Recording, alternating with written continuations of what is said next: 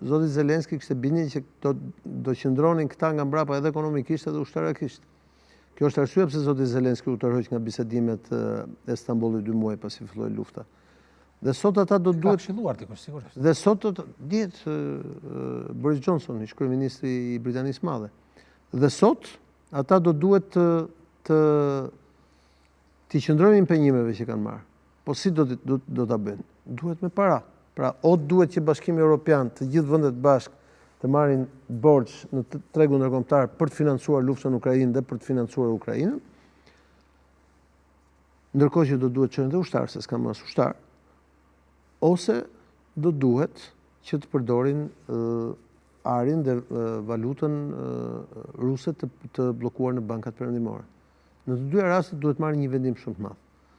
Por në rastin e dytë do të thotë që ata do të hynin në një luftë drejt për drejt Rusi-Evropë. Nuk do të pranonte Rusia, sigurisht. Jo, sigurisht që s'do pranonte, po do kishim një luftë drejt për drejt, pra nuk do ishte më një luftë Ukrainë-Rusi, po do ishte një luftë Rusi-Evropë. Me armë, me financa e tjera. Pra BE, Rusi do ishte lufta. Në rastin e dytë. Në rastin e parë, do duhet një konsensus politik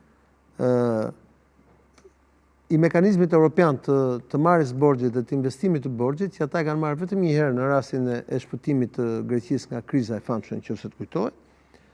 Dhe për këtë gjë do duhet të kishin konsensus. Po a mundet vendet të cilat sot kanë probleme të mëdha të brendshme, politike dhe ekonomike, gjë që ka sjellur ekstremet në pushtet, si Italia, si Gjermania, si Spanja po duam gjithashtu, Franca po duam gjithashtu, të shkojnë dhe të marrin vendime të cilat janë jo popullore në vendet e tyre edhe të humbin pushtetin? A e çon kjo gjë më përpara? Unë mendoj që e vetmja formë që Perëndimi të arrijë të ushtrojë presion ndaj Rusisë që Rusia ta ndalë luftën është duke qenë bashkë.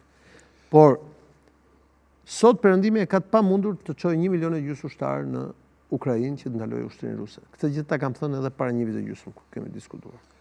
Kulla, në një deklaratë, Trump ishte shumë i zemruar me presidentin Zelenski. Tha që nuk po më dëgjon. Dërsa sot Zelenski ne kemi në Londër. Shiko, ai sot është në Londër, nesër do shkojë në Rom. Në një moment caktuar do duhet t'japi një përgjigje. Është orientuar ka Evropa. Po mirë pa, po një moment caktuar do duhet t'japi një përgjigje. Po ose jo. Dhe në momentin që ai jep një përgjigje po, pra, po, e dim se çfarë do të ndodhë. Do të kemi një pasje. Në momentin që ai jep një përgjigje. Por jo nëse jetë. Këta 3 zotrit e tjerë, bashkë me tjerë, duhet të çojnë edhe parat dhe ushtarët. Që të cilat si kanë. Cilat si kanë. Kështu që është vetëm një opsion.